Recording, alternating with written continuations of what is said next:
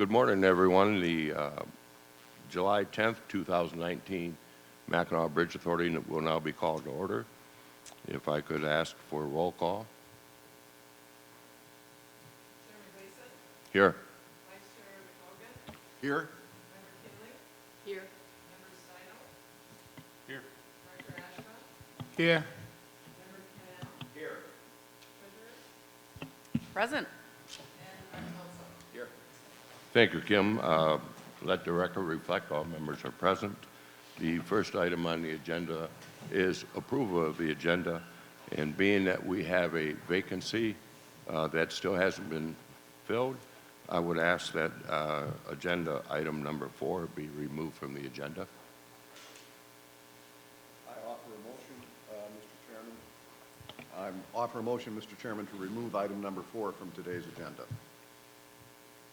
Is there support to the motion? It's been moved and duly supported that the agenda be approved as presented with the deletion of number 4. Is there any discussion on the motion? All in favor of the motion signify by saying aye. Aye. Aye. Opposed? Motion carried.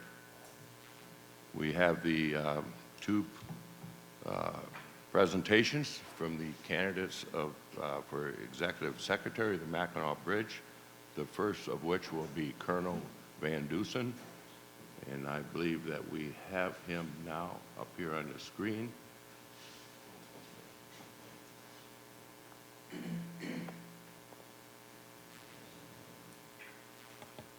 Colonel? Good morning, everyone. Can you hear me? Yes, we can. Thank you very much. I think they're talking up there. Okay, good.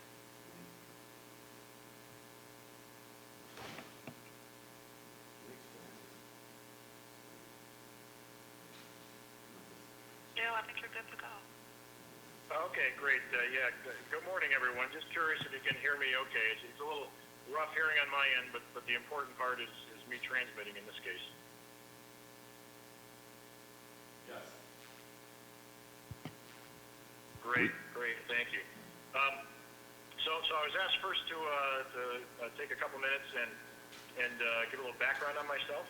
To begin with, I'm the luckiest guy on the planet today. Just had my retirement ceremony yesterday. It was 30 years worth of running around the world with the Air Force, and it was a really good time with family and friends, and just really fortunate. So how did I get here? Well, about 4 years old is when the Van Dusen family moved to St. Ignace and grew up there. That's absolutely my hometown. And it was up there in Evergreen Shores, north of the city. Did a lot of tree forts, did a lot of playing in the woods, rode bikes around everywhere, Little League, and it was just that kind of stereotypical growing up, with the one exception that we all had, all of us as kids worked for our dad in the restaurants. So Dad had the Clyde's Drive-In restaurants, and we all grew up as slave laborers, starting at 5 years old with various jobs around the restaurant, and always on call when trucks came in, and you work up to cleaning the windows, and then eventually customers, and then cooking, and becoming the summer job. And that was, at the time we didn't know it. It was just kind of a family obligation, and then you earn some money from it, which was nice. But it really was good to be able to be part of a community, a family, and I didn't know it at the time, but a lot of similarities to when I joined the Air Force. I remember vividly leaving in high school, heading down to the state championship game on our football team, and the sign that said "Good luck to us" there at the bridge, and then coming on back, the sign there right as you get to the UP that said "Congratulations, state champs." Really great memory of the bridge, among all the ones that all of us had, whether it was a storm, whether it was crossing in just a beautiful day or whatever it was. But that one, the state championship one, was pretty cool. So whoever put the signs out then, we really appreciate it as a team. It was off to Michigan Tech University, studied engineering, and took part in Air Force ROTC. I knew that it was a way to pay for school. Didn't know how long I'd spend in the Air Force. And I just know that I think we wanted to go someplace warm after that. And I got Sunnyvale, California was my first assignment as a lieutenant. And uh, it was really a nice start to seeing the rest of the world, because what we see in the UP and in Michigan is great, but it's not the entire world, and there's a big world out there. And that was the first eye-opening to be in Silicon Valley. And then from there, it was a successive series of assignments where there's adventure, there's hard work, there's learning a lot, and that progression was absolutely the most joyful part. I got to see more, got to have more adventure, as I termed it, and you have greater responsibilities. You move on from assignment to assignment. I think that the two that were most important in my life, and they happen to be the two most closely related to the bridge, is being part of an air crew where we had specialized aircraft, a fleet, and we did our own modifications and upgrades. So you're concerned with executing the daily mission on board the aircraft, but then you're also interested. You're also charged with all the maintenance. You're also charged with upgrading the systems on board. You have to plan for that budget in the future. Some of it you do in-house, some of it you contract out. And I, at the time, had no concept for how similar this was to so many other activities around the world. And the second one that I think was most important in my career was when I first 06 Group Command, and that was where I led. It was 197 folks, and we were charged with developing and sustaining all the Air Force's training aircraft. And so we do a lot of training with aircraft in the Air Force, and it was really neat because I had the whole gambit of kind of aged aircraft that had to be sustained in some creative ways, and then looking for the future and actually developing, working with industry on the requirements for a new training aircraft that would replace some of the old ones.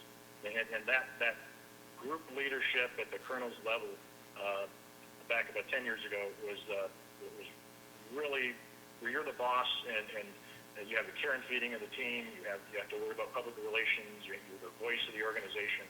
That was a wonderful time in my career, and I really enjoyed that.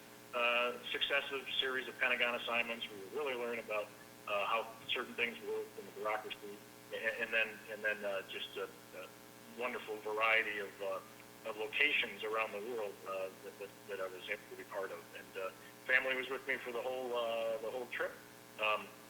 I met my wife. Met her in California, brought her to the UP, and have a great picture of her car with California plates and 4 feet of snow on top of the car, and we brushed off so you could see the California license plate. That was her first winter in the UP during school. So that in a nutshell is it. I mean, there are other trinkets, and I'm more than happy to answer any questions at the end. But just it's been a fabulous career for which I'm very lucky, and now it's time for the next step. Thank you, Colonel. First of all, let me just say this on behalf of the authority. First of all, we want to thank you for your service to this country for 30 years. And secondly, congratulate you on your well-deserved retirement last night. We certainly will recognize all those years with you as well. If I may, I'd just like to indicate we have another presentation that we're going to hear shortly. Then later on in the agenda, we will make a decision based on the 2 presentations.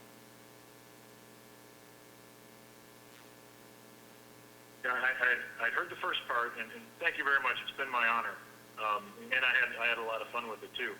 As far as the second part, I understand sometime later today, based on the presentations, you'll make a vote for the board, and I apologize if I missed any other bit of information. No, you haven't.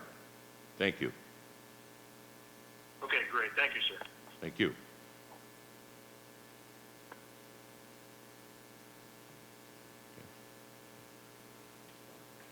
Okay, we have another presentation before the MBA with Kim Nowak. I believe Kim stepped out of the room for the presentation by the Colonel, so we'll just give her a second to come back in the room and listen to her presentation as well.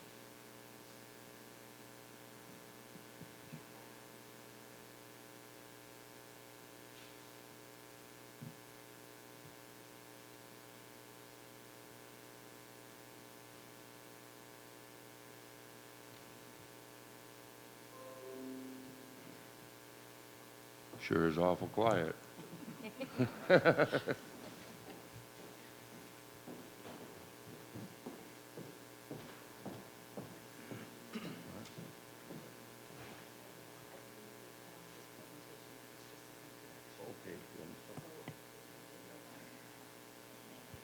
Kim, I'm sorry, when he concluded, I thought that was his presentation.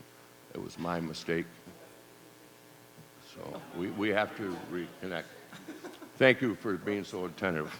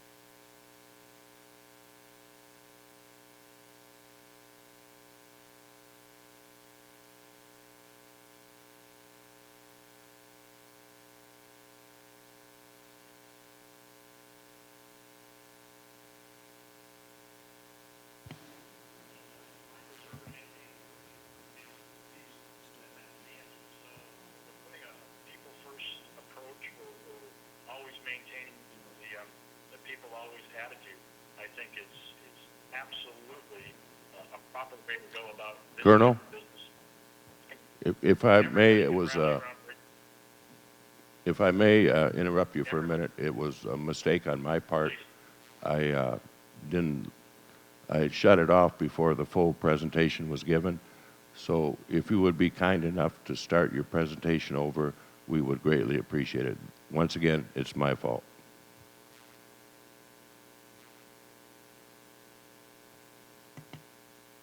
Yeah, I do apologize. I didn't quite get that last. I'm wondering if who's ever speaking can move closer to the mic or anything, because we can't hear what's being said.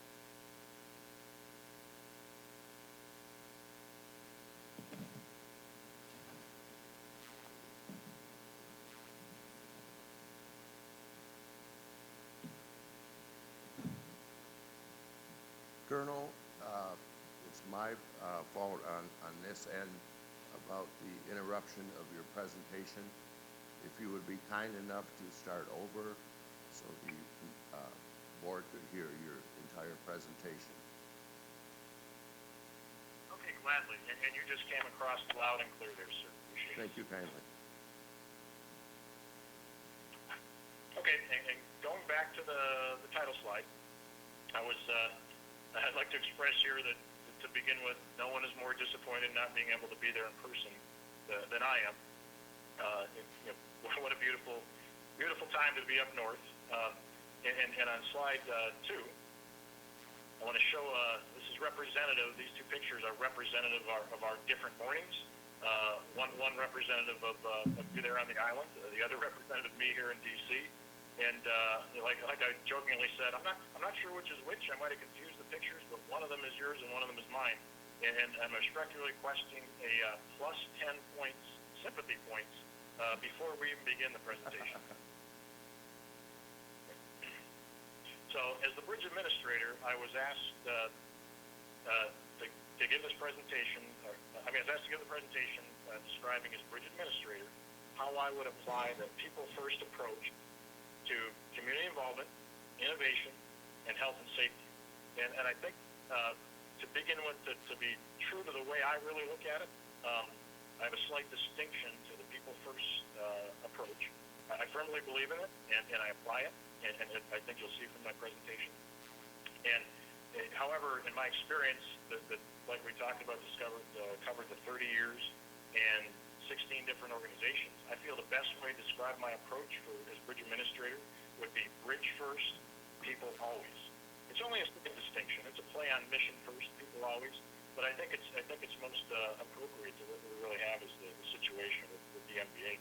A great charter. I think it was, I don't know how old it is, but it was written really well. That how the MBA is committed to preserving and maintaining what is the state of Michigan's largest single asset and one of the world's leading suspension bridges. That safe, pleasurable, expedient passage over the straits for economic benefit and quality of life. If you ask the question, why preserve and maintain the bridge? Well, it's absolutely for people, and it's absolutely done by people. So I have no problem with people first, but I like to tweak it a little bit because what I've seen is regardless of which job we have within the MBA, toll taker, one of the painters, it is that bridge that all bonds us together for people, and I really think we have opportunity there to think bridge first and people always. So it's only a slight distinction, but that's how I'm proceeding as we go forward. The most important of those three, community involvement, innovation, and health and safety, is by far the health and safety. So I'm going to start with that on chart 3 and describe my approach there. Like I said during my interview, for those of you that were part, one of the first things I'm going to tell the team very, very early on, and everybody on all shifts, so they hear it personally and directly from me, is that nothing we do here at the MBA is worth someone getting killed or seriously injured. And I'll repeat it to you. Nothing we do is worth that. And that means anybody can call and knock it off if something doesn't seem safe. If we're really unsure that we're ready to do a procedure because of the winds that day, well, we probably shouldn't do it, or we should take extra precautions. I think that the safety record of the bridge over Bob Sweeney's tenure and a little bit just before that has obviously been exemplary. And that's something that I'm absolutely going to carry on. And any of the community relations or jocularity or maybe trying out some new ideas that you might hear about in the further presentation, none of that is meant to indicate that I want to do anything that takes us away from our prime directive of health and safety. The workforce has the best and proper personal protective equipment, dead serious about the attitude toward PPE and in-date serviceable and was properly sized for the individuals. Training, supervisor has questions about whether an employee is ready. He or she probably isn't. So keeping up the high training standards of the team members being ready to serve on the bridge is absolutely a significant portion of the health and safety. And as I've learned about the bridge and its workforce, and I see that wonderful bond that the team has had over the years in the area of health, for example, when leave time was donated from other members or even other Michigan State employees, and people rallied around the members that they knew. This is very akin to what we experience in the military.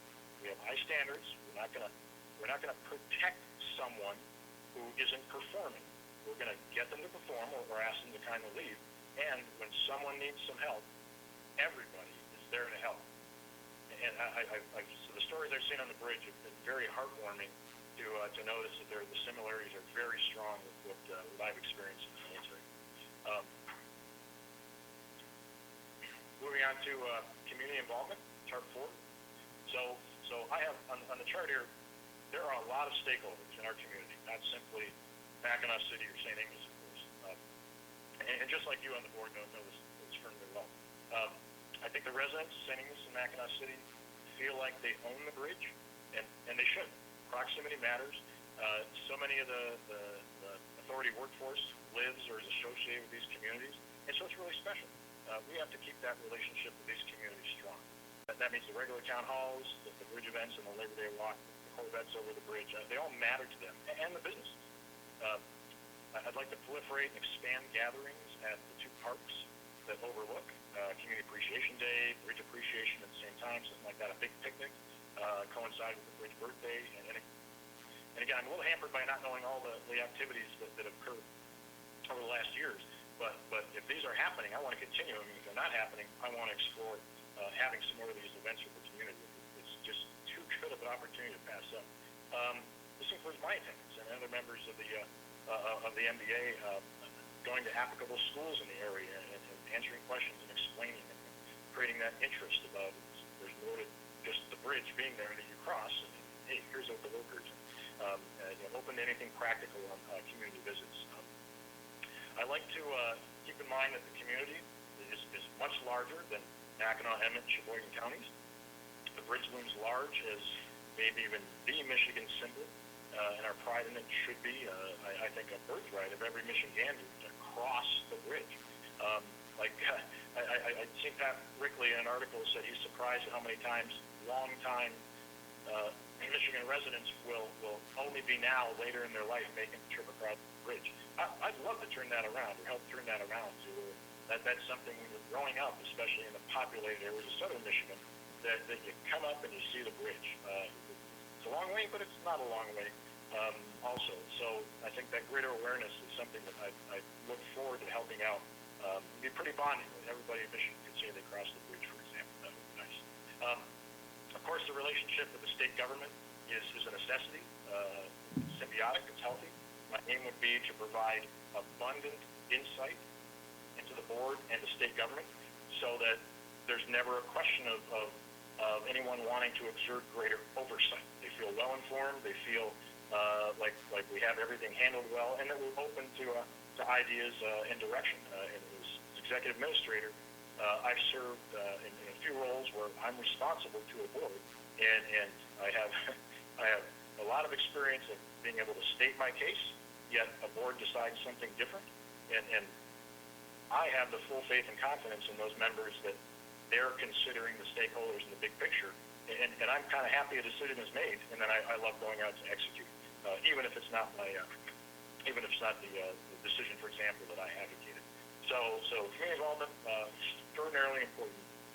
Extending it further would be my intent, and I'd work really hard to do that because I think it would be in everybody's best advantage. I want to further those connections.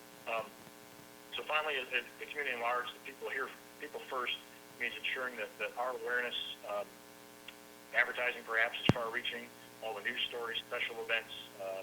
I absolutely want to coordinate with the communities and the media to expand awareness of the bridge activities, just as we've seen with articles and so forth in the past. I think that's very healthy for everybody, and I definitely want to continue that. I can't envision a scenario where too many people know about the bridge, so that's my intent there. Moving on to innovation. So innovation's an interesting creature. I once heard that if you want a new idea, you should read an old book. Yeah. Great ideas have been around since the dawn of time, and just because we're a little more civilized now, a little more advanced, doesn't mean we have any birthright on new ideas. Just because we have an education doesn't mean we have a better adaptation to innovation. It's a really interesting creature. You can't force it. You can only enable it, but you can do some pretty important things to enable it. Number one is having present a need to do better. So literally challenging the team. Hey, how can we use a little less of whatever the resource is? Gasoline, paint, etc. How could we save some time on this? How could we save some money?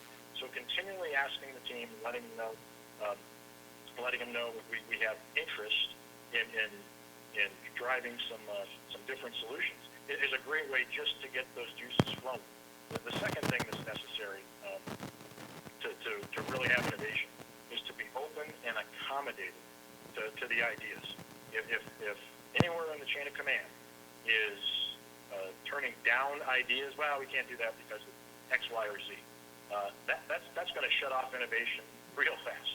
That's not going to be part of my organization. It hasn't been part of any of my organizations, and I certainly wouldn't intend it to be in the Mackinac Bridge Authority. Being very open to them is absolutely key. Getting down to making decisions, implementing them, that's much more of a process. But these ideas certainly won't get shut down right away. I think the bridge walk going both ways was decades it was done the same way.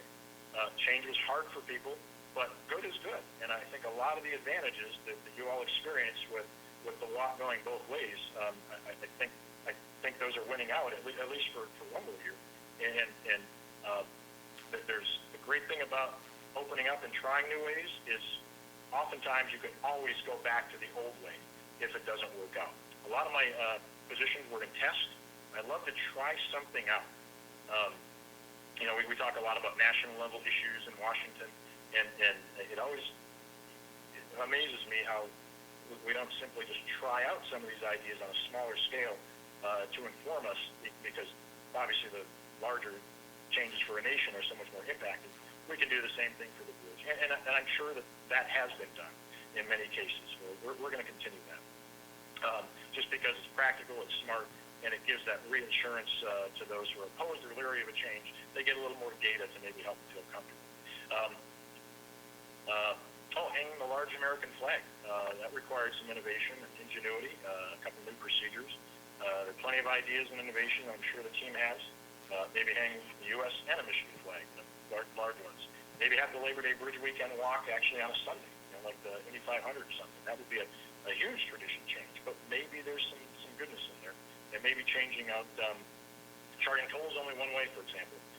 Those are a couple things that I, as a John Q. public, would have as an idea, and those are some things I'd be interested in the team and the board, their thoughts on them, as example, in the areas of innovation, maybe from the top. So lots of maybes, and definitely open to public discussion.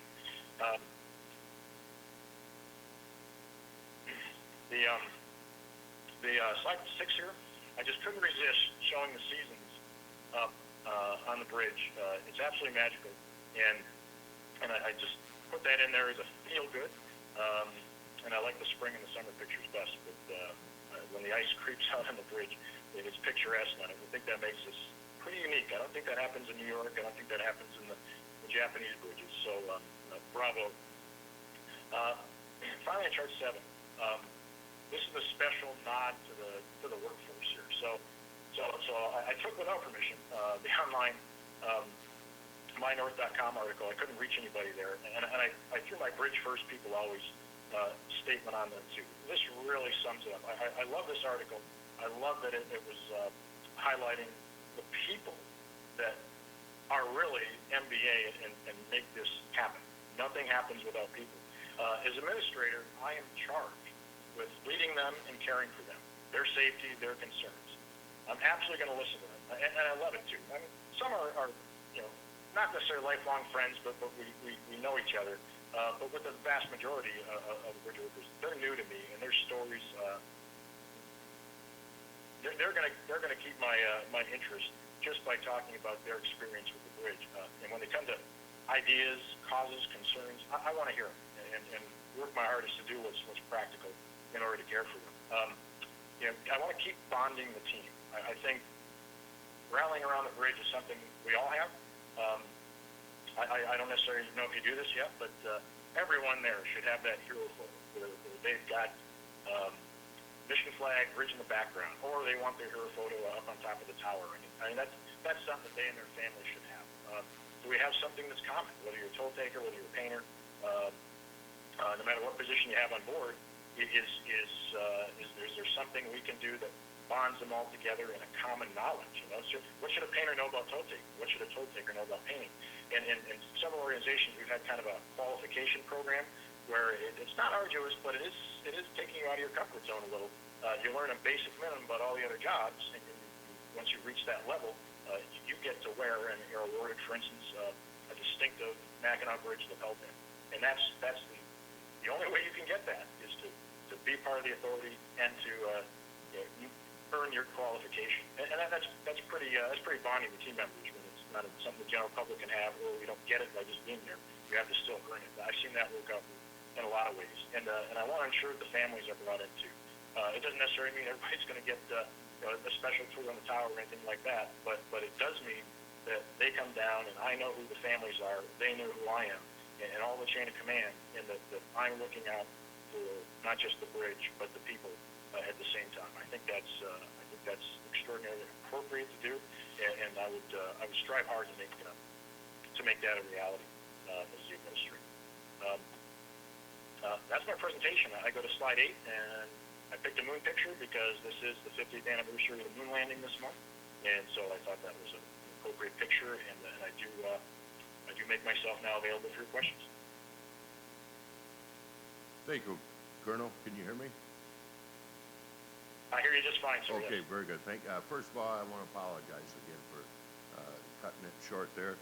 There won't be any questions from the board to my knowledge at this point, but we will listen to the second presentation now. And once again, on behalf of the authority, we want to thank you for your service to the country, as well as congratulate you on your retirement.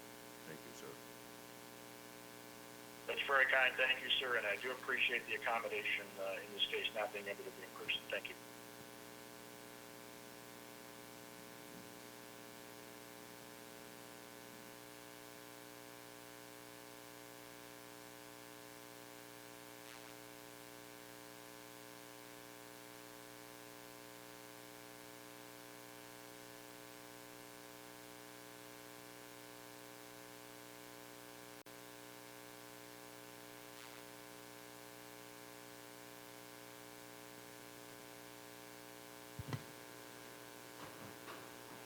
Good morning, Kim.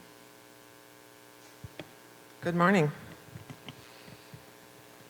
Chairman Gleason, Director Ajaba, members of the Bridge Authority Board, I'm happy to be in front of you today. I have a 15-minute presentation on the topic you requested, and prior to that, Christine asked me if I would speak for a couple minutes about my career and where I come from. Since you don't have resumes, I'm sorry I didn't think to bring a copy of my resume for you. So I was born in Grand Rapids and raised in Grand Rapids and went to college at Michigan Tech University in Houghton, where I graduated with a civil engineering degree with honors.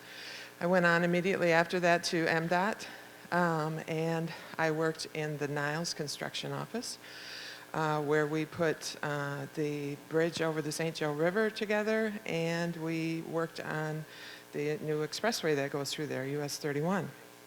So I got to see the bridge construction, and I got to run the survey crew on that new piece of new expressway, which I'm very happy I got to do because there's not too much of that going on anymore. So I'm happy to have that in my bag of tricks. I went on from there to enjoy the MDOT cross-training that they did. I worked for a time in Lansing in traffic and safety. I worked for a time at the Kalamazoo district office in the design squad there. Until I got the job as assistant resident engineer in the St. Ignace project office. And we worked on roads and bridges all around the eastern UP. So I enjoyed that job also. From there, part of our winter assignments were in the design squad in the Newberry office. So I got to experience designing the roads for the area. Before I took the job at the Mackinac Bridge in 2002. So I've been there as chief engineer now for 17 years, which is the coolest job ever, and I love it. So a very exciting job, something new every day, and I got to use all those tricks that I learned through MDOT all those years at my job at the Mackinac Bridge. Part of the things that I do on the side are I'm still quite affiliated with my alma mater, Michigan Tech. And they quickly, when I got the chief engineer job, inducted me into the Presidential Council of Alumni, which is a female group up there that advises the president of the university on matters of diversity and getting more diverse enrollment and working with the student population and the faculty on issues like that. I'm on the Executive Planning Commission or committee for that group right now. I was also serving a 6-year term on the Civil and Environmental Professional Advisory Council, where we advised the Civil Environmental Department on curriculum and met with their faculty and students to discuss different issues related to the Civil Department, reviewed laboratory safety, things like that. And then a couple of years ago, I was inducted into the Civil and Environmental Engineers Academy at Michigan Tech, which is an elite group from that department that have done something of note in their jobs. And so I was very proud to be inducted into that group. I am also involved in the International Cable Supported Bridge Owners Association, which is an association of suspension bridge and cable stayed bridges around the world. And so I've enjoyed going to, both Julie and I enjoy going to those conferences and workshops, and I've facilitated workshops there, and I have written papers and presented papers at their international conferences. And because of that organization, I believe I was nominated to be on the Transportation Research Board in Washington, D.C. And our panel is a panel of experts in the cable inspection area. And so we are tasked with revising the national guidelines for in-depth cable inspections going forward. The original guidelines were from 2004, and it's been enough time now that it's time to revise those guidelines. So I'm very honored to be chosen to be on that panel. And we're working on that as a national guideline and structuring it so it can be used as an AASHTO document also in the future. So that brings me to the present here as the chief engineer, and I have prepared a presentation for you on the topic you chose of describing how, as administrator, I'd use a people-first approach to community involvement, innovation, and health and safety.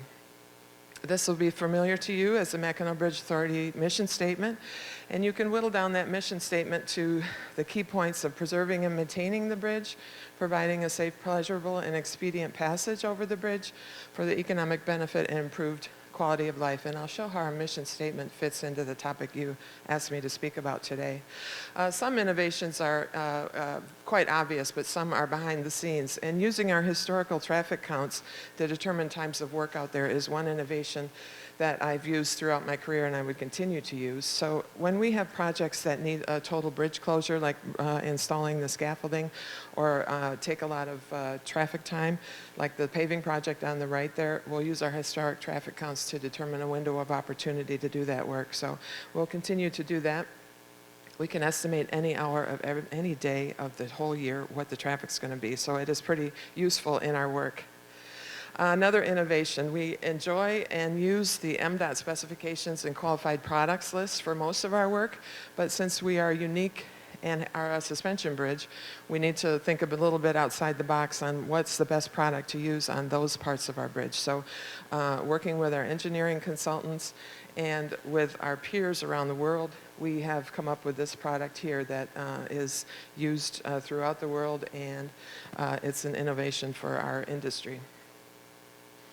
You're familiar with the Michigan State University study that we're hoping these little sensors will detect some minute changes in the bridge and lead us to find defects on the bridge. Well, we're doing a sub-study right now where we've installed some gauges, dual gauges, some on top of the paint, some under the paint.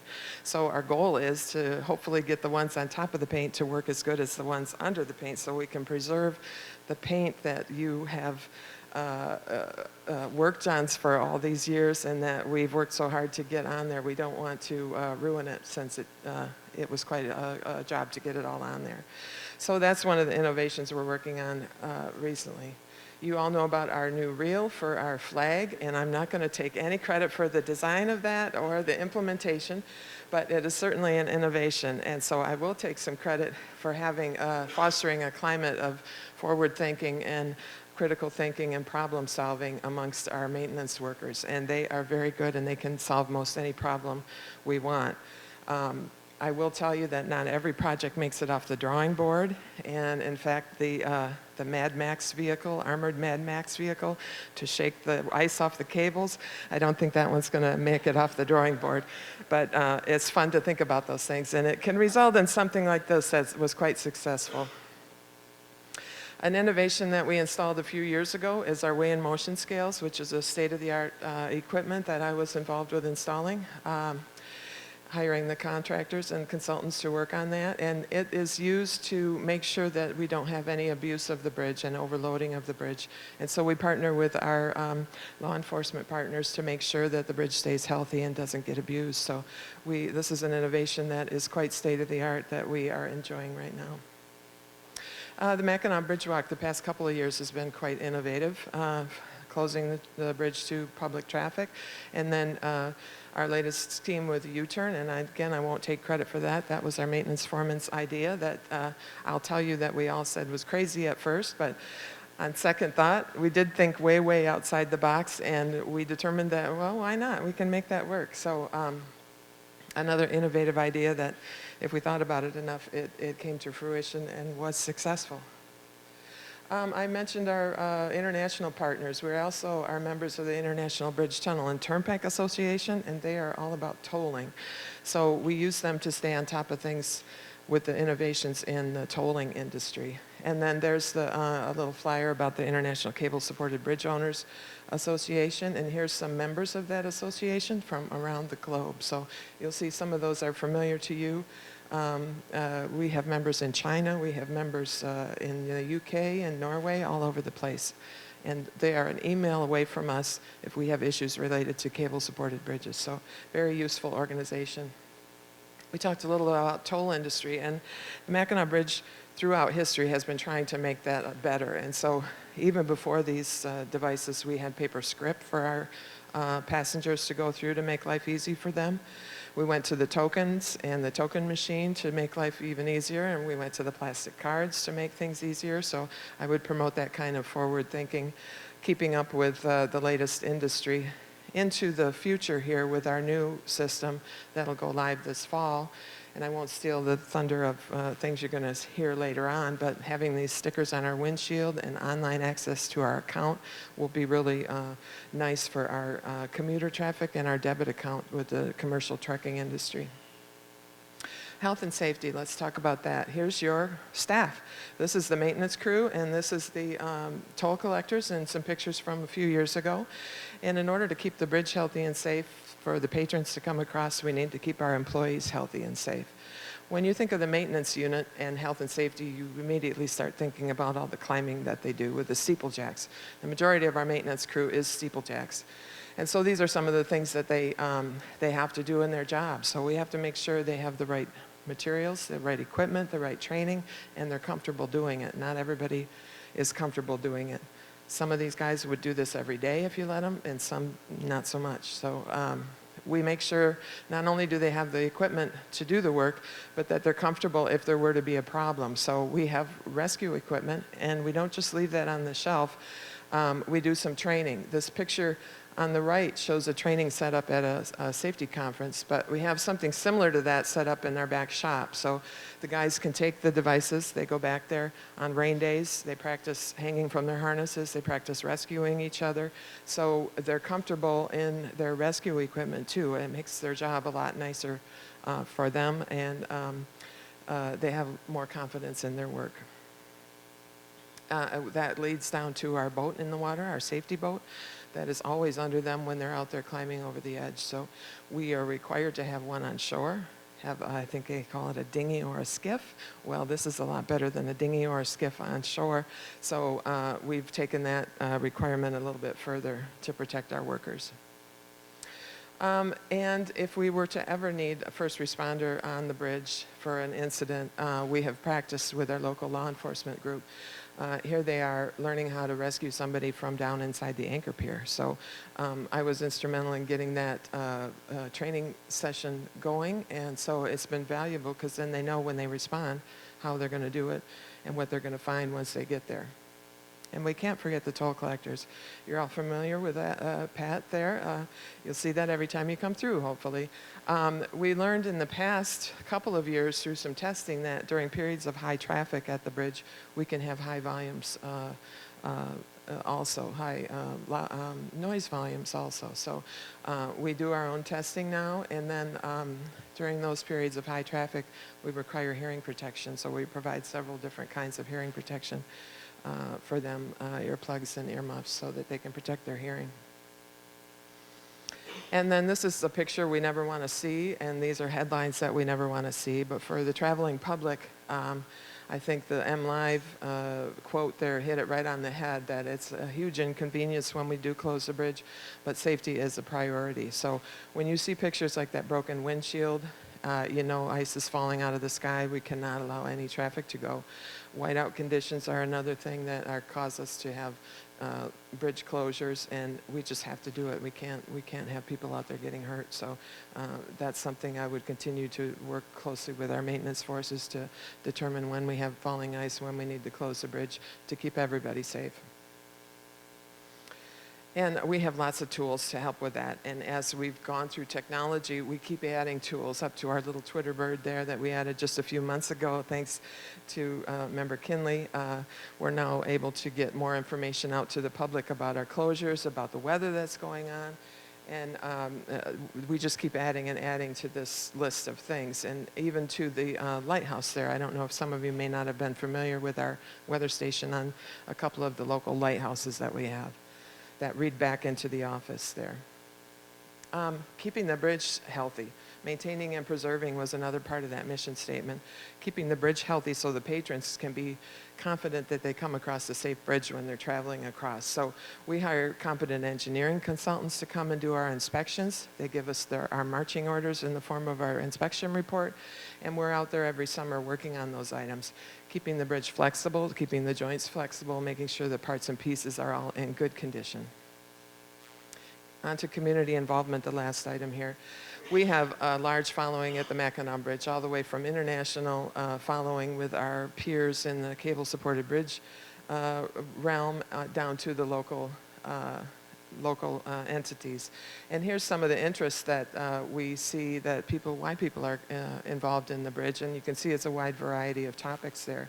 So a lot of people love the bridge from far and wide. Our local communities, you can tell that by looking at some of their documents online, and the St. Ignace News, for example, using the bridge on the top of their pages, and the local governments using the bridge, so they are enmeshed in the bridge. That includes the village of Mackinac. You can see that the Mackinac Bridge is all into their local government logos, and even to some of the local restaurants. We are just deeply involved in those local governments, and I would continue that involvement. This shows a list of some of the events that we had at the Mackinac Bridge with our local partners in the past few years. Now, as you know, a lot of these have gone away. The running and the bicycle events have gone away. But this shows how much we've partnered through the years with our locals, and we would continue to do that. Now we are still partnering with them on the vehicle type events like the Parade of Lights, and then you see our popular tractor show there with your chairman leading the pack on his red Farmall tractor, I think that is. And then we had the antique car parade just a few weeks ago. So we are continuing with those, and those are very important for both the participants. Those tractor drivers just love coming across the bridge, and then they all have families that love watching them come across the bridge. So it's a big win-win for all of us, and I would definitely continue that as administrator. The Bridge-Free Park involved the community quite a bit, and it was built before I was there, but I definitely approve of how they went about it. They called the community together and said, what can we do with this big gravel parking lot that we have that we call the Bridgeview area? And so they got together and they came up with this rest area type facility with historical displays, with scrolling videos, and then a nice outside that can be used for picnicking and field trips. And we do get a lot of field trips coming up to the Bridgeview Park area. Our biggest event that we work with the community on is our Labor Day Bridge Walk. And I put in here capital letters, working hard to continue that beloved event, because last year with the new U-turn option and with the not having traffic across the bridge, I think last year was the hardest we've ever worked on a bridge walk in my career. I know, because we had to brainstorm everything to make sure everything we thought of, everything that could go wrong and everything we wanted to go right. And we worked hard with law enforcement to do the same kind of thing, making sure that everything happened right. And it was a success. Everything did go smoothly, and we're going to keep working this year to make it even a bigger success. Our tower certificates involve our community, and those are something nice that we do, giving to charities to use for fundraising, and I would continue on that process. It's nice to share the bridge with people that like to come up and see it and take a tower tour, something not everybody gets to do. And this is an example of some community involvement that happened recently. You were made aware that we had the Thunderbirds up there. Well, the manager of the Thunderbird called me and said, a courtesy call, by the way, we're coming by tomorrow afternoon at 3:30. And so I said, thank you, let me take down your information. And I could have just left it at that as a courtesy call, but working with James Lake from Communications, we decided let's make a tweet out of this with our new Twitter system. So that's what we did. We had Kip tweet this out. And lo and behold, our Bridgeview parking area was packed. They were parked all over the grass. They were parked along the shoreline in both St. Ignace and Mackinac City. So for the price of one tweet, we got all this community involvement, which was wonderful. There was a little bit of a time frame there where I was worried when they were 20 minutes late, and I thought, what have we done with all these people in Bridgeview Park? And but they showed up on the horizon, and the way we went, yeah.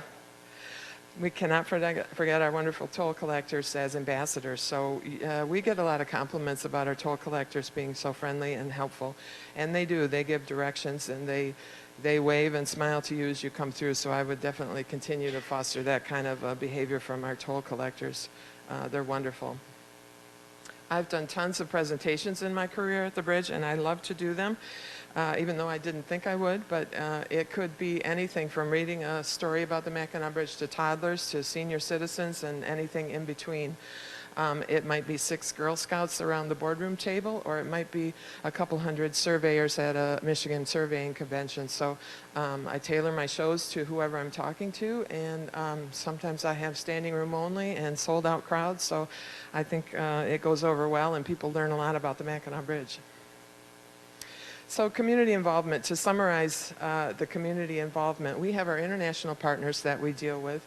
We can have statewide politicians and elected officials that we have to keep informed about the Mackinac Bridge. We can have like this little guy here who is a homeschooled person on a field trip, learning how to wear a climbing harness. And of course it includes the guy in the hot dog hat talking to Abe Lincoln as he walks on the Labor Day Bridge Walk. So we have to make sure that we interact with these people and keep our community involvement to a high level. So in summary, I've enjoyed my time as chief engineer at the Mackinac Bridge immensely. Like I said, it is the coolest job. I just love taking care of the bridge. And whether you find me under the bridge inspecting a final inspection of one of our multi-million-dollar paint projects, or whether you find me accepting a lighthearted award from an ironworkers union from my friend Dick DeMera, or whether you find me at the center of the bridge at Labor Day greeting our customers, or being a role model and a mentor for our generation coming behind me. I hope you approve of the work I've done so far, and I'd be thrilled and honored if you pick me for administrator of the Mackinac Bridge. Thank you. Thank you very much, Kim. We certainly appreciate it. As you may or may not have heard, we told the Colonel that later on in the agenda, we'll get into the discussion and the possible selection of the executive secretary. So at that point in time, we'll go ahead and move on with the agenda. Members, we have the several meetings that we have to approve here. If there's no objections, if we could do it in one motion, it would be greatly appreciated. Support for item 3. It's been moved and supported that the minutes listed in item 3 be approved as presented. Is there any discussion on the motion? Hearing none, all in favor signify by saying aye. Aye. Aye. Opposed? Motion carried. And number 5, Dean, we always welcome your reports to hear about the increase of traffic every month.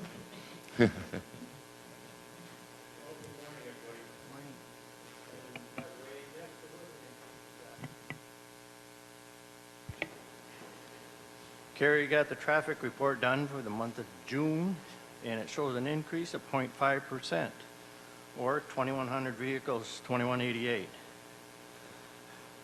So with that increase, that will bring our yearly traffic up, or increase anyways to a negative 0.3%, which at least we're on a positive incline now for June.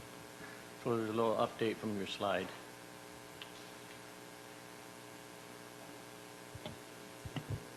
Okay. Thank you, Dean. All right. Any questions of the authority?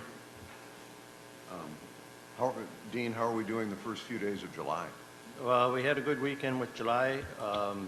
Saturday and Sunday, our traffic was up a couple thousand vehicles each day. So the past weekend was with the 4th of July following on Thursday, Saturday and Sunday were very heavy traffic flow. I just wanted to note that I was actually coming across the bridge headed north on Sunday, and it was a pretty slick maneuver how you were changing that intermediate lane there, because it was starting to back up to the north. So you changed eliminated the one lane coming south to open more lanes going north. And very good move. In fact, Dan was moving the cones, and the cars were going in and out there real quick. So very good job. We try to keep the flow going. Yes. As we can. And Sunday, our heavy traffic is southbound usually on Sunday, so we really put emphasis on southbound traffic. Great job. Thank you. Thank you. Item 6, I'd like to call on Lieutenant Chad Larson, if I may. The Michigan State Police Commercial Marine Enforcement Division activity. As Lieutenant is coming up, it's always worthy to notate the great job the Michigan State Police do on providing a great service in the security end of the Mackinac Bridge, and we always appreciate your service. Thank you. Thank you, sir. So, I've been in the department for 18 years. I started in St. Ignace, and I would just like to say how much we appreciate the partnership that we have. You've provided a lot of technology, making our job easier to protect the bridge. When I started in St. Ignace, it was a static scale, and on the southbound side, new technology with the wireless weigh in motion.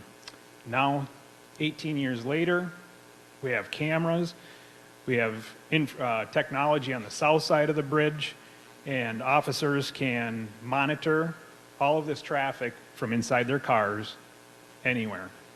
So I appreciate all the effort that the bridge has put forth to make our job easier and assisting with protecting the bridge.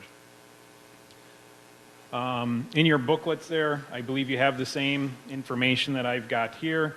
And over the course from July 1st of 2018 through the end of June 2019, CVET officers who only enforce laws as they pertain to commercial motor vehicles, we had dedicated over 600 hours of patrol to the Mackinac Bridge. That would be approximately 566 hours regular time and then 37 hours of overtime, which was state money. It was not a grant or offered by dedicated to the bridge. As you can see, as far as citations go, what you might be most interested in, weight citations, even though of 330 stops, 107 vehicles were weighed, 49 weight citations issued, totaling more than $40,000 in statutory fines. Following and passing violations, 19, and speeding, 3. Those are the 3 top citations as far as zero tolerance on the bridge, because we also know that it's affecting the bridge the most.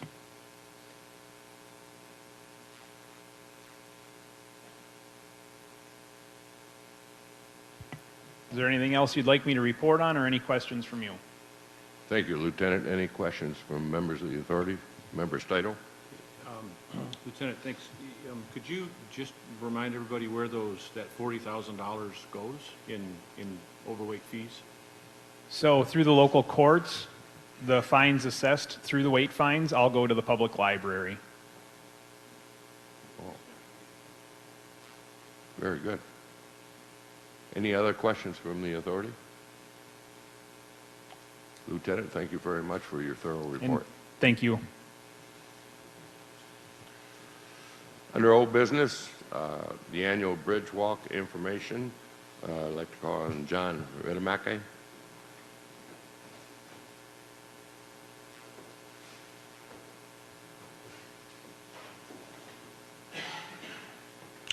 Okay, good morning.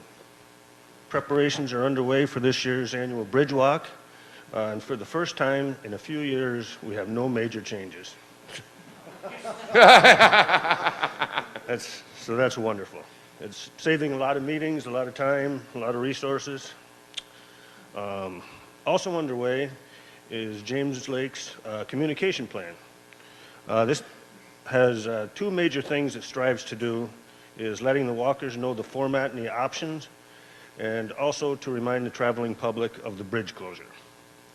The plan includes press releases, text alerts, posters, utilizing our statewide dynamic message boards.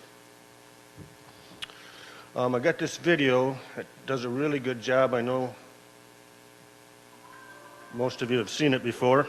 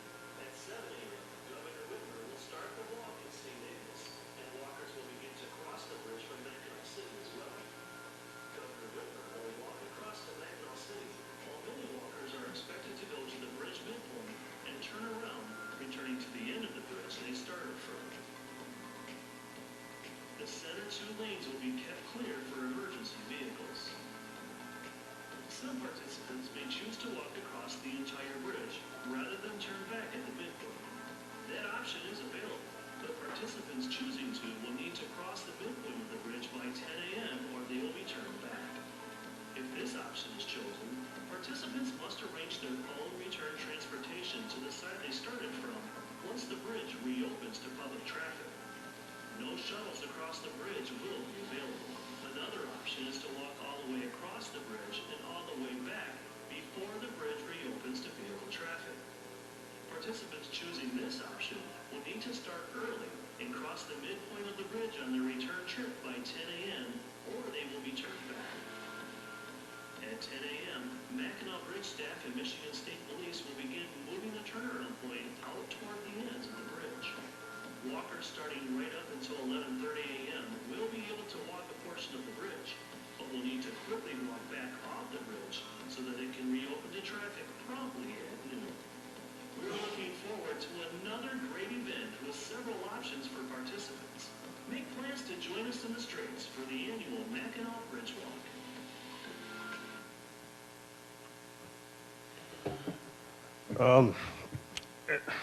As you know, we get a ton of support and resources for the Michigan State Police.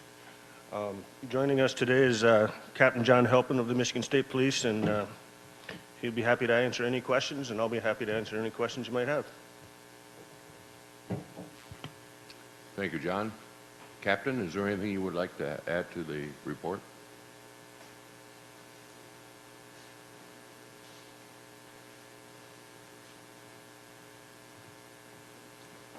Obviously, I just want to add the great partnership that we have with the Bridge Authority and the bridge. It's been tremendous. Since we started this in 2017, everybody's been flexible with the mission of keeping everybody safe that's crossing the bridge. And like Mr. Renemacky said, the changes that we implemented last year to this year are the same, and it's going to work great. And just to give you a quick snapshot, we have about 265 to 270 personnel working that day from all over the state, from the state police on the bridge, and actually every one of them volunteers for that duty. So it's a Wow. great That's PR huge. thing, and we're really proud to be part of it. So I'll answer any questions that you have. Any questions from the authority members?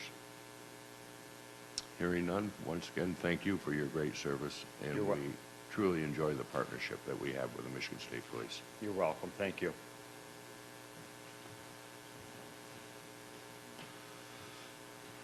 Bob Redding from Fagan to give us an update on the toll bridge software status.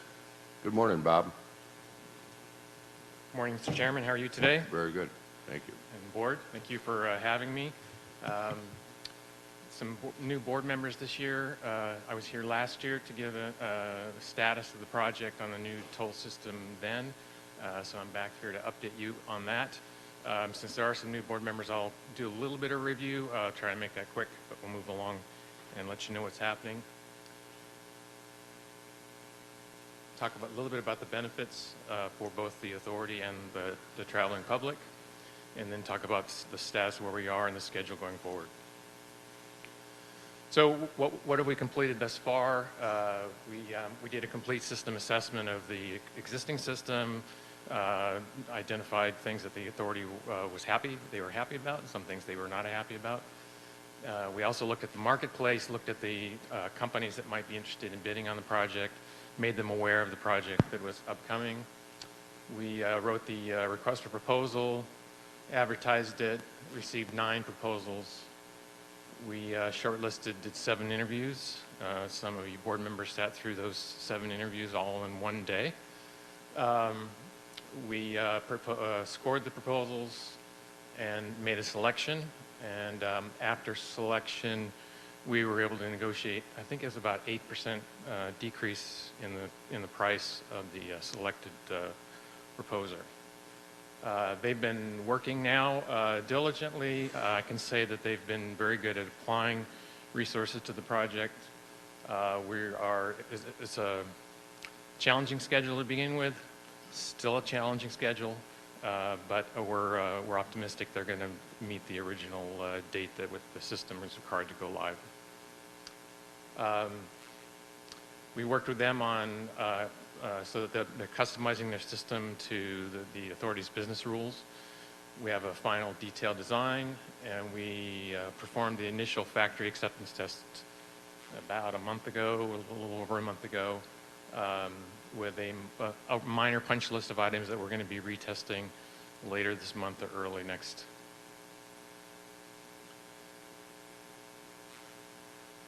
So things that are in process, they're actively installing at the bridge.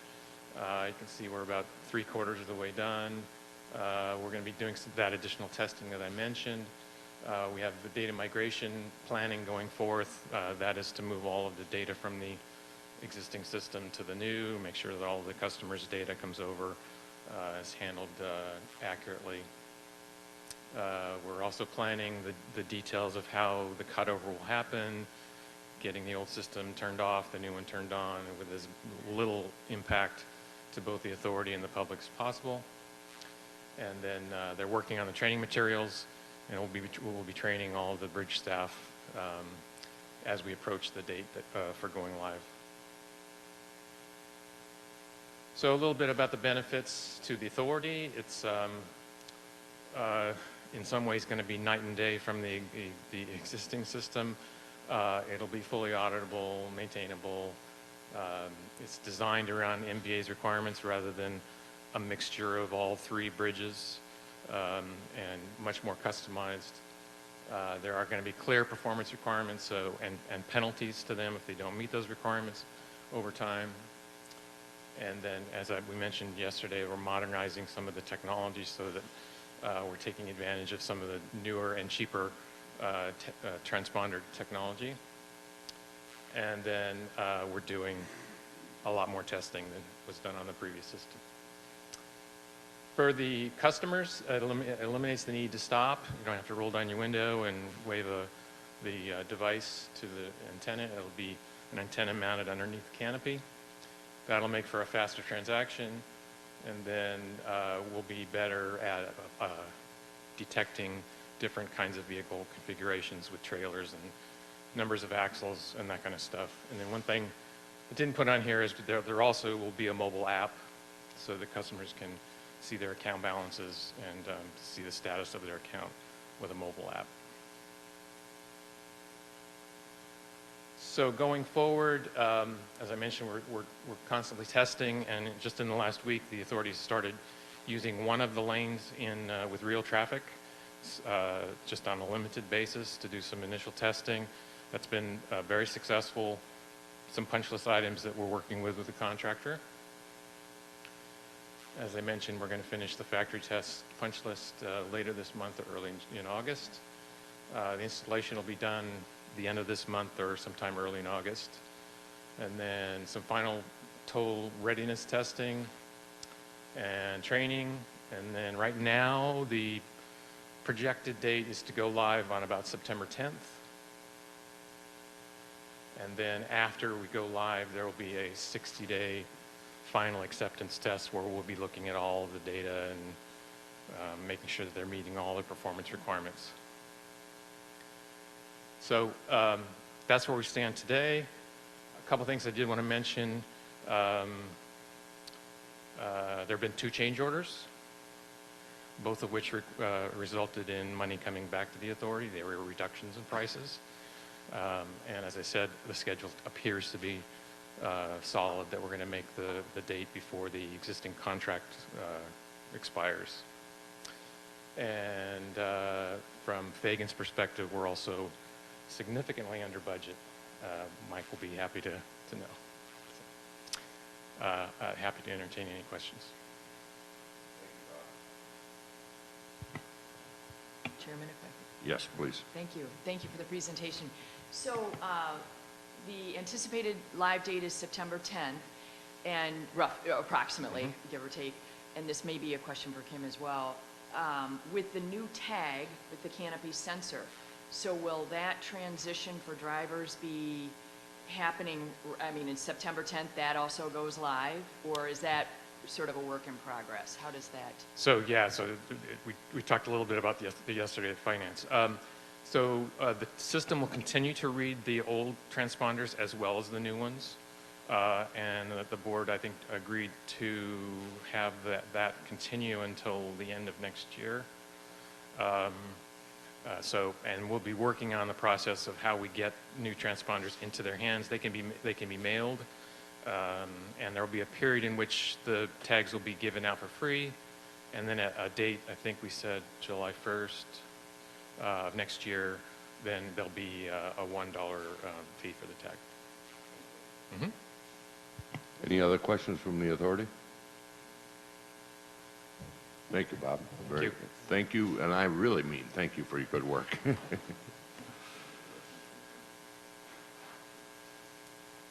Okay, we've got what I like to refer to the jack of all trades. Our head maintenance guy, Ned. Ned has done a great job out there with his crew, and we always look forward to your reports, Ned. Thank you. Thank you. Good morning, everyone. As you know, we've been hanging the flag for a few years on the tower now. First, I wanted to thank the authority for allowing us to do this, for trusting us to accept this challenge.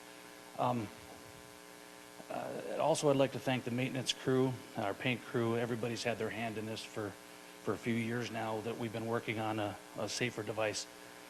I'd also like to give extra special thanks to our master machinist and designer of the reel system, Bill Fitzpatrick. Without him, this wouldn't have been possible. So I brought some pictures. This is how it all started, making the reel device. Got some plans drawn up, Bill did. This was all done in-house. As then we started putting it together. The mechanism actually attaches to the face of the tower and then goes through an existing rivet hole on the tower itself, and the moving parts are inside the tower. Then we actually run power down near the door of the tower and out the door, so we can run it from the ground, so we don't have to stop traffic anymore. We did have to come in at night a few times to eliminate the amount of vehicles that were affected by the traffic stoppages.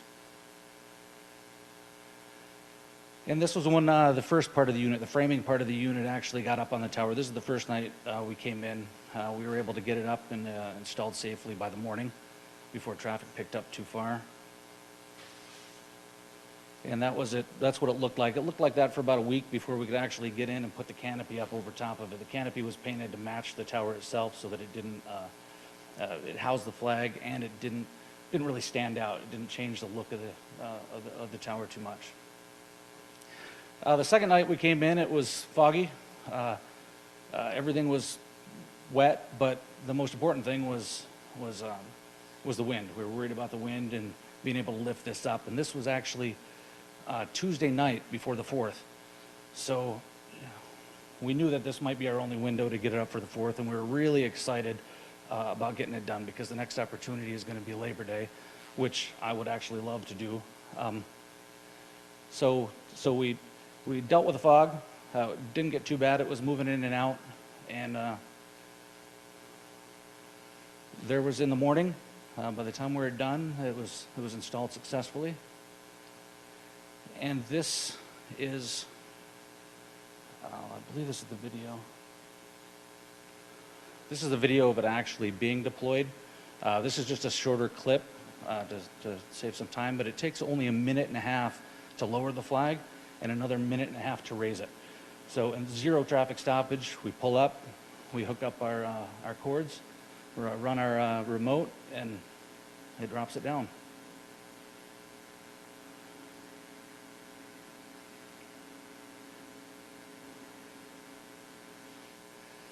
And we were able to fly it for the longest time that we've ever been able to fly it, which was about 8 hours.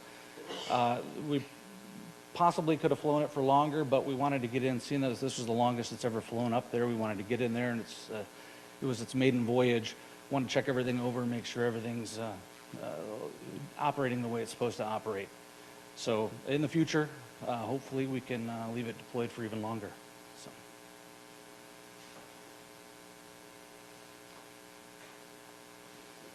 Very good. Thank you, sir. And once again, make sure you express the appreciation from the entire authority to all the crew that was involved in that. That is really, truly a feat of engineering. And you talk about self-motivation. Yeah. Taking ownership and pride. Yeah. It's probably the best example we could ever have. Yeah, here we're super proud of it, and my hope is that weather allows us on Labor Day to actually deploy it. We've been having problems. We haven't been able to do that because it took such a large amount of people to deploy it that everybody else we're spread out too thin on Labor Day to be able to do this. Well, if we could dedicate 1 or 2 people to doing this on Labor Day, it's not as difficult to do. So I'm hoping this will be the first Labor Day that it's flown.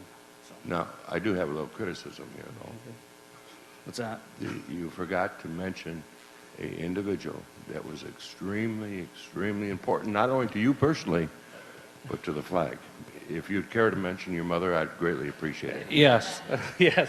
My mother did come in. I didn't include it in the slide. It was in the press release. She was very excited to do it. She's a seamstress. She makes dresses. She makes a lot of things, and we needed some more reinforcement in the bottom of the flag just to make sure that it lasted. And she was very happy to come and do it. It took her a few days of coming in, but it was very cool that she was able to be part of that. It was special for me too. So express our appreciation and gratitude to your mother as well. I certainly will. Any other questions, statements Just from a the comment. authority? So the North Tower of the Michigan flag is the next project? I've heard that. Balance? Yeah. State of Michigan flag, yes. Yeah. Oh, State of Michigan flag. No, not not that. State of Michigan flag. Because last night I just wanted to comment that haven't been on Mackinac Island in a while, and looking at the bridge, we really do need to continually think of it as a work of art. And it really is a work of art. When you do different angles and the colors and what we're doing with lighting and everything else like that. So I just think that's it. And then did you make sure you protected the intellectual property on this design? No. So we could sell it to other bridges. We could. So I think I want to get that drawing and make sure you protect it. Yeah, we have a plan, so nobody can take them. All right. Any other questions of Ned? Thank you very much. That's Thank you. Great report. South Tower painting project, Kim. Okay, as you know, when you came across the bridge, you saw work on the South Tower. Our contractor, Seaway Painting, is now, oh, there we are. The strut enclosure now is up at the top of the tower. So they've done these 3 struts. When they finish that, they'll start working on the platform that climbs up and down the legs of the tower. And then next year, you'll see the scaffolding from the lake up to the roadway. They'll be working on that. So a 2-year project. They're on schedule. They're about 20% complete right now. And everything's been going smoothly. And they have been really good to work with. Seaway Painting has been excellent to work with. So any questions on any of that? I'm happy that it's an easy report to give you. It's a very good report because of some of the past history we've had with some of the contractors. Yes. This one has been absolutely remarkable. Yes. Just out of curiosity, has there been much changes in the procedure from the way they did the north to the south tower? No, they're able to reuse a lot of the parts and pieces that they used on the other tower. Okay. So that has been efficient for us because we don't have to re-review all that. It's already been reviewed, Right. so it saved on that, and then they don't have to refabricate things. So it's been helpful. Very good. Excellent. Yeah. Thank you very much. You're Any welcome. questions from the authority? Thank you, Kim. Julie, give us our maintenance projects. Yes, I'll be talking to you this morning about the maintenance activities, some of them that we have going on the bridge this summer. We have many types of joints on the bridge. We have finger joints, slider joints, concrete header joints, and armored angle joints. This morning I'll talk to you about our concrete headers. It's just a really simple joint where there's a gap across the bridge deck. And we fill that gap with sealant, and occasionally that sealant will wear away, then water gets in. When water gets in, it starts deteriorating the concrete around it. So it's a simple repair. We just cut the concrete back about 18 inches on either side of the joint and remove the deteriorated concrete and then fill it with new. And then we'll seal that opening again with sealant. This location is in the north viaduct spans of our bridge, which is at the very south end of the causeway. This is our south viaduct spans, which is over land in Mackinac City over the fort. In 2011, we had a contract where we had our concrete headers in this span replaced in their entirety. In addition to that, we had some steel work underneath that was part of the project. To protect our investment, I think over the course of that, since 2011 until now, a couple times we've sealed these joints. So what we're doing here is we are spreading sealant over the horizontal surface of that concrete in order to keep the water out.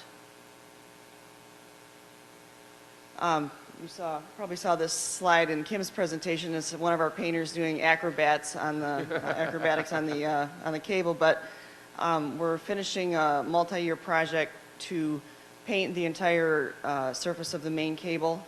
And as Kim noted, we're using a product called Noxide. It's a very flexible paint, and it will not crack.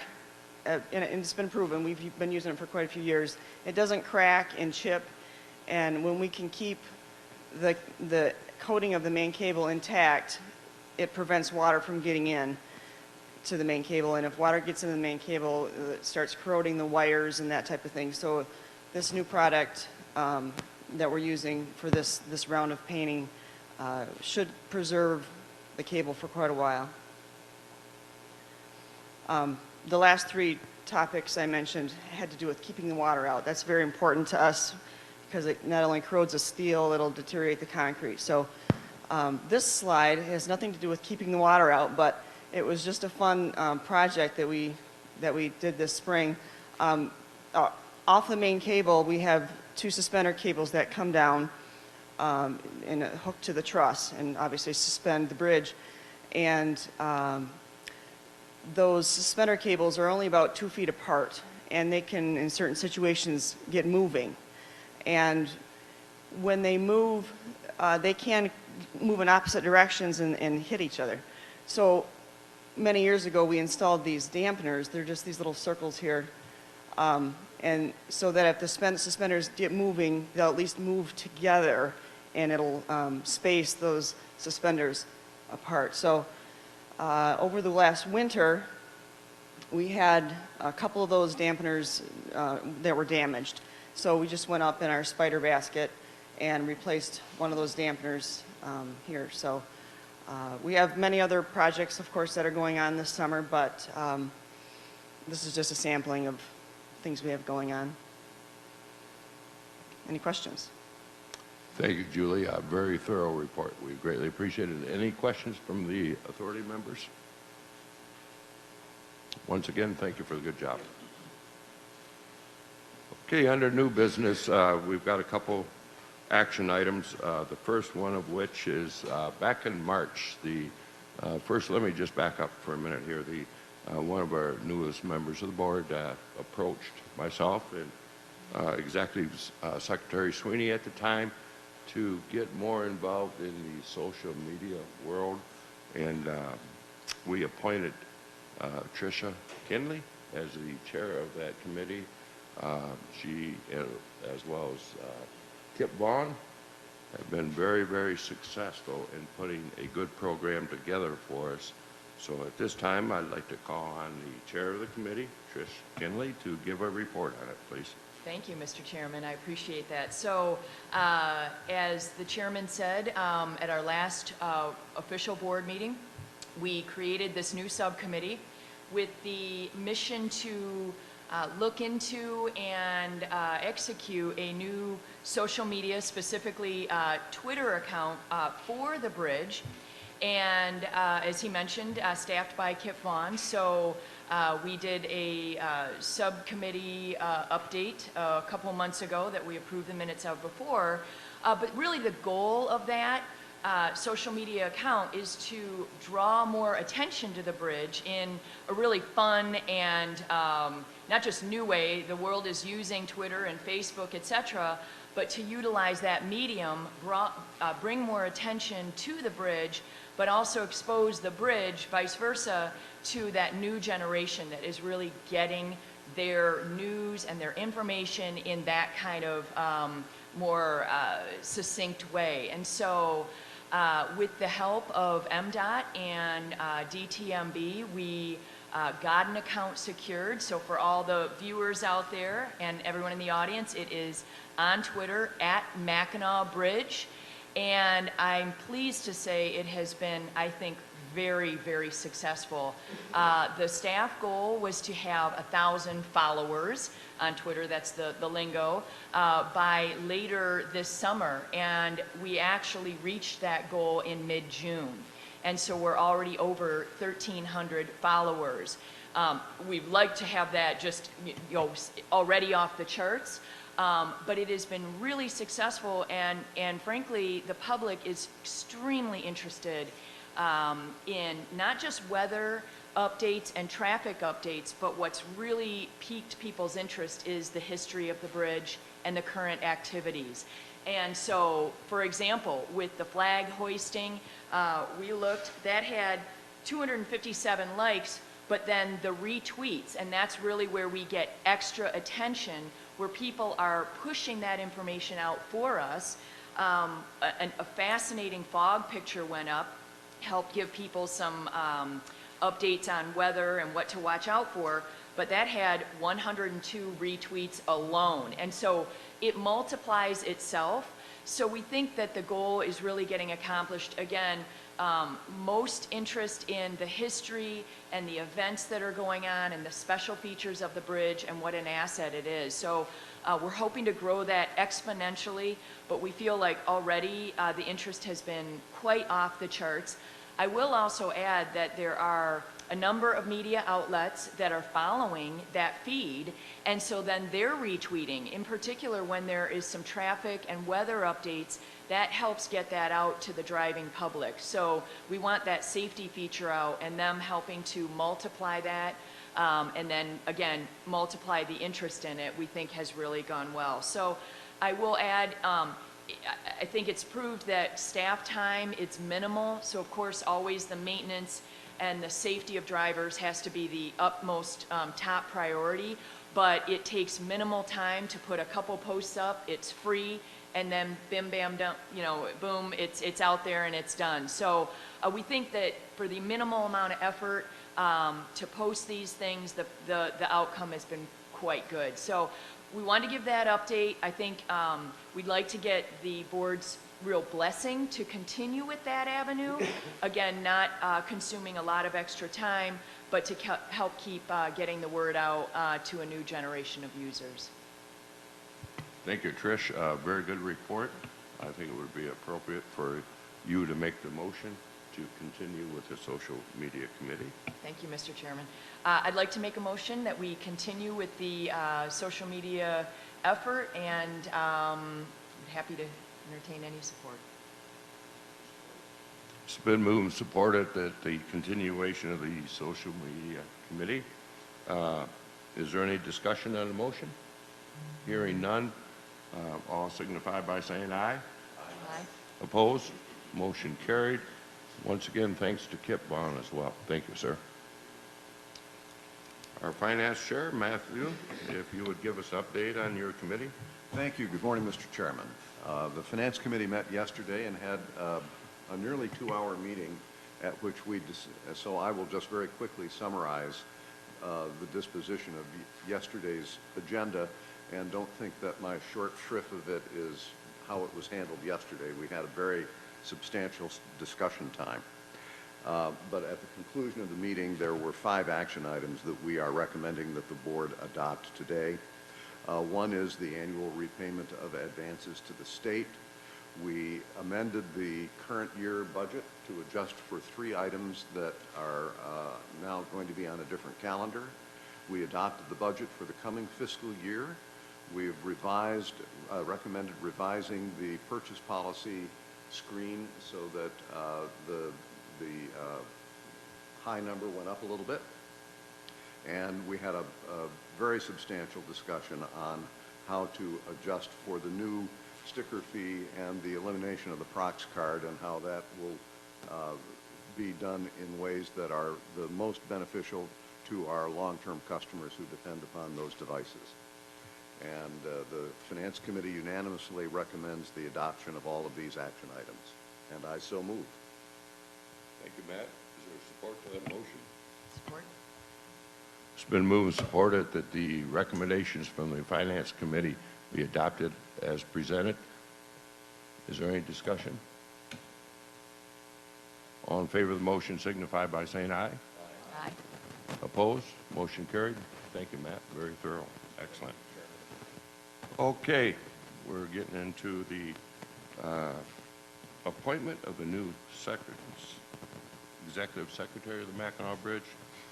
Before we get started into it, like any other process, there's always a lot of people behind the scenes that need to be recognized.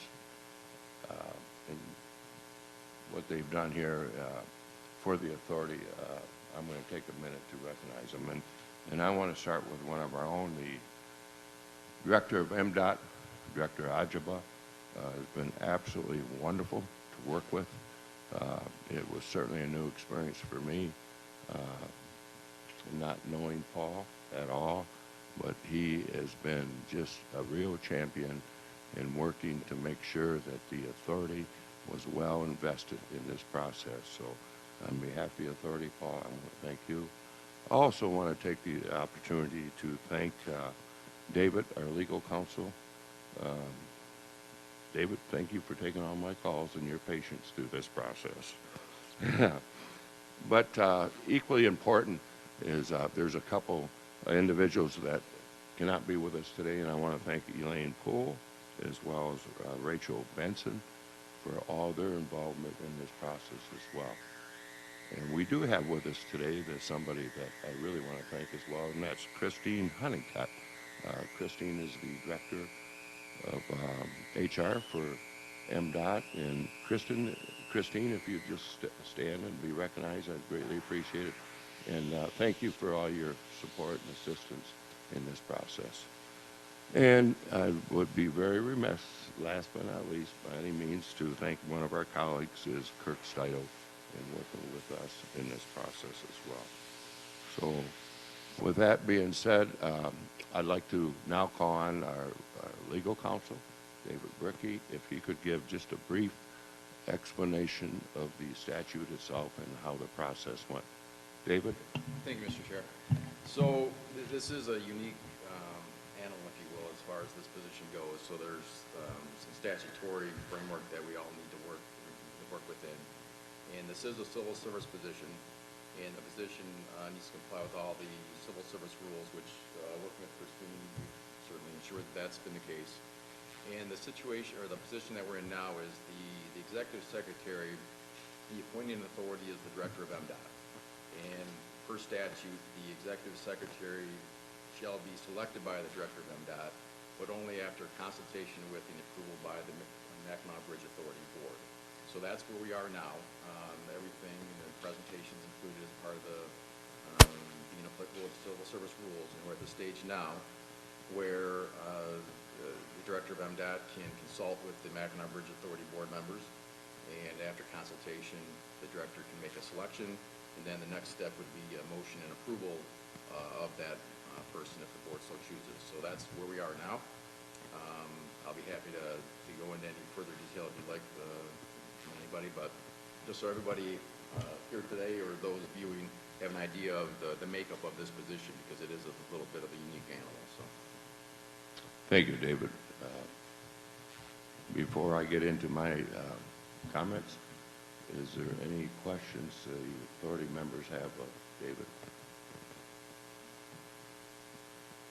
Okay, hearing none. As David indicated, probably the most important part of the process is that the MDOT director will consult with the Bridge Authority members.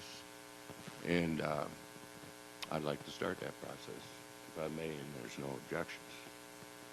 As I think about this process and how detailed it was, I can't help but go back to May 3rd, when it was this board that selected Kim Nowak to be the interim executive secretary of the Mackinac Bridge Authority.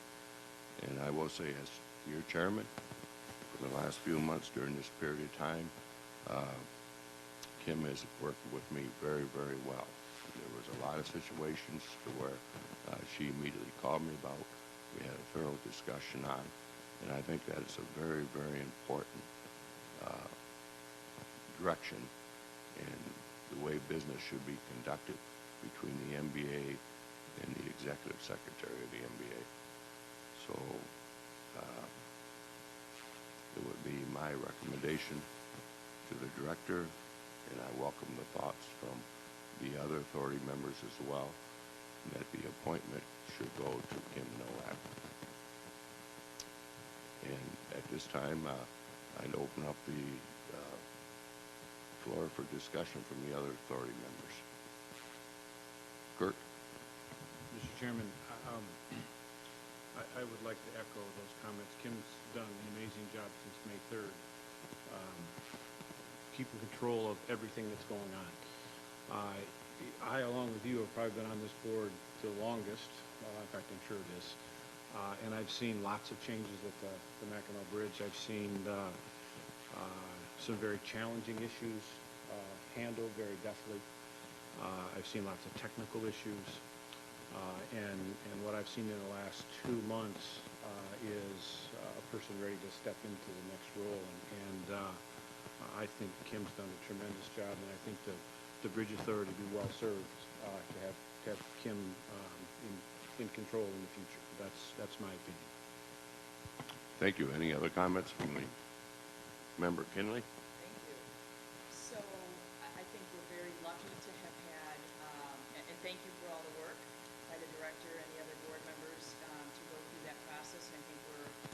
lucky to have it winnowed down to clearly two very qualified candidates. So we appreciate your diligence in finding those. Clearly two people who are focused on the well-being and the structural integrity of the bridge and the people that cross it and the community and innovation. I do feel strongly, I want to echo what you've said, that I think Kim is, while we have both qualified candidates, would be an outstanding choice. She has demonstrated over the years a commitment to the bridge, again, the structural integrity, her knowledge of the engineering and the finances, which is a huge part of the overall well-being. I've observed her in a leadership role, and her communication skills and presentation skills. She clearly has the respect of her peers across the country. And I think I would just add, I think there are other intangibles that come with the experience. The bridge, we all think of it as beautiful, tourist-oriented, commercial truck traffic, but clearly sometimes sensitive issues come up that take a real sensitive touch to know how to deal with those. And there's probably, you know, more over the years that really do require that real soft touch interaction and how to handle what sometimes are tricky situations. And I think a lot of that comes with the experience of actually being here. So I think in the total picture, I would second your thought process on that, and Board Member Steidl.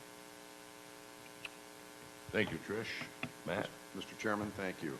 At our May 3rd meeting, former member, then member Barbara Brown offered the resolution to appoint Kim as the interim executive, and I said at the time in seconding that motion that I did so with enthusiasm, and everything that I have seen in the intervening months underscores the correctness of our decision in having chosen her, and I am enthusiastic about her continuation. Thank you, Matt. Any other comments from board members? Brad? I would just like to comment in my short time on the authority. One thing that stood out is that you are an excellent engineer. And then over the last few months, to observe you as a leader has been exemplary. Thank you, Brad. Director Ajaba. Okay, thank you, Mr. Chair. Thank you to all the board members. But perhaps before I make my recommendation, before the chairman calls the vote, I just would like to say that when we started this process, there are two things I wanted us to achieve here. One is to be inclusive of the process, even though it's a civil service position, but I felt it very important that the board members have a say in the process. So I want to extend my appreciation to the chair and to former Director Steidl for taking time out of their busy schedule to be part of the interview process. It was a whole day on a Friday. We were there till 5 p.m., and I appreciate them taking it very serious. And the second piece of that is transparency. I wanted the process to be transparent, and that's what this is about. Perhaps before we get into the details, I would like Christine to come up and maybe share a little bit with the audience here and the public on how we got to the two finalists that we heard from today. Christine, if you could come up and maybe say a few, share the process we went through. I think that'll be really helpful. Thank you. Good morning, Chris.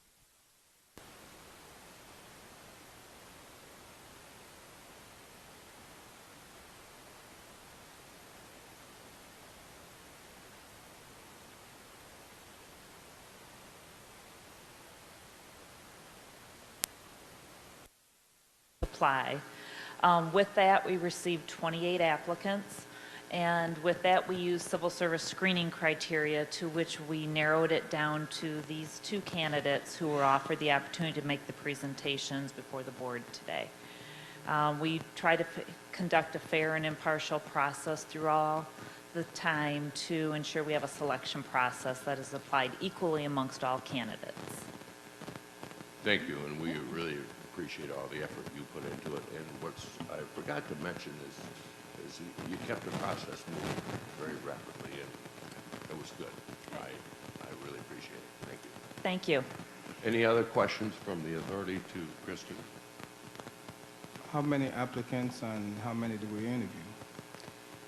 We had 28 applicants and 7 interviews. Okay, great. Thank you. Any other comments, questions from the authority? Okay, Thank you, you. Christine. Again, part of this process is to be inclusive, and having heard from all the board members their feeling about the last two finalists, I just would like to point out 2 things that I felt stood out to me. One is Kim's experience in MDOT. I think that's a very, very valuable intangibles that she brought to the process. Her knowledge of the bridge and the community, I think it's also equally important. And I felt that somebody that's worked on MDOT and on the bridge for so long, the learning curve is not, you're not starting from the beginning, trying to learn the community, the issues, and dealing with the workers. So I will echo the sentiment of all the board members, and including the chair, that Kim Nowak be recommended as the chosen candidate for the position. Thank you, Director Ajabal. I think it would be appropriate for a member of the Bridge Authority to make that motion. Mr. Chairman, I would make the motion that we agree with the director's selection of Kim as the new executive secretary. Support. It's been moved and duly supported that Kim Nowak be appointed as the new Mackinac Bridge Executive Secretary. Is there any further discussion on the motion? Hearing none, just for the record, Melissa, would you call the roll, please? Yes. Yes. Yes. Yes.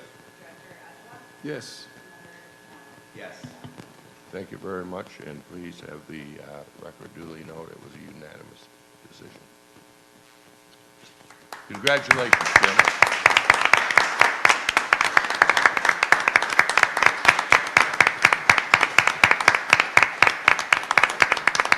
I just want to repeat what I said earlier, that I'm thrilled and honored that you've chosen me for this position, and I really look forward to working with you over the next, I don't know how many years, but I really look forward to it. Hopefully many. Many.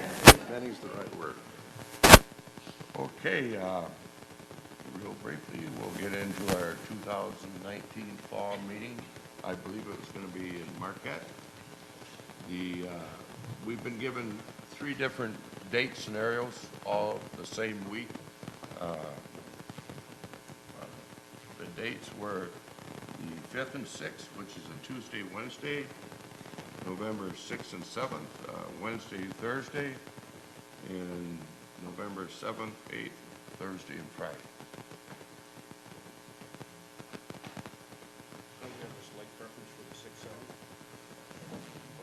We hear one comment on the 6th, 7th. Does that have any conflicts with anybody?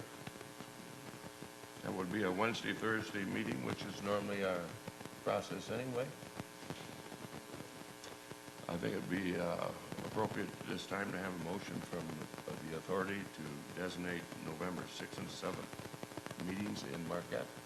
Mr. Chairman, I move that the fall meeting be in Marquette, Michigan, 6th and 7th of November. It's been moved and supported that the next regular meetings be held in Marquette, November 6th and 7th of 2019. Any discussion on the motion? Hearing none, all in favor signify by saying aye. Aye. Opposed? Motion carried. I've got one brief comment, and this wasn't something I forgot about at the first of the meeting, okay? I intentionally wanted to do it at the end of the meeting because of the historical value I think we've all experienced here today. It's not every day that we pick a new executive secretary of the Mackinac Bridge, but there is something else unique that I want to point out to the general public this morning. And 15 years that I've had the privilege of being on this authority, I have never seen our state treasurer attend a board meeting. So at this time, I want to recognize your state treasurer, Rachel Eubanks. Rachel, do you have any comments you'd like to share? Meeting today and this authority, I just wanted to point out in terms of the social media presence, I did my part. I tweeted just a minute ago. Thank you. So we're all out expanding that Twitter universe. So keep up the great work. Thank you. Thank you for coming, Rachel. Is there any other business by the authority to come before the authority? Any comments from the general public? Hearing none, a motion would be in order to adjourn. It's been moved and supported to adjourn. All in favor? Aye. Opposed? Motion carried. Thank you, everyone.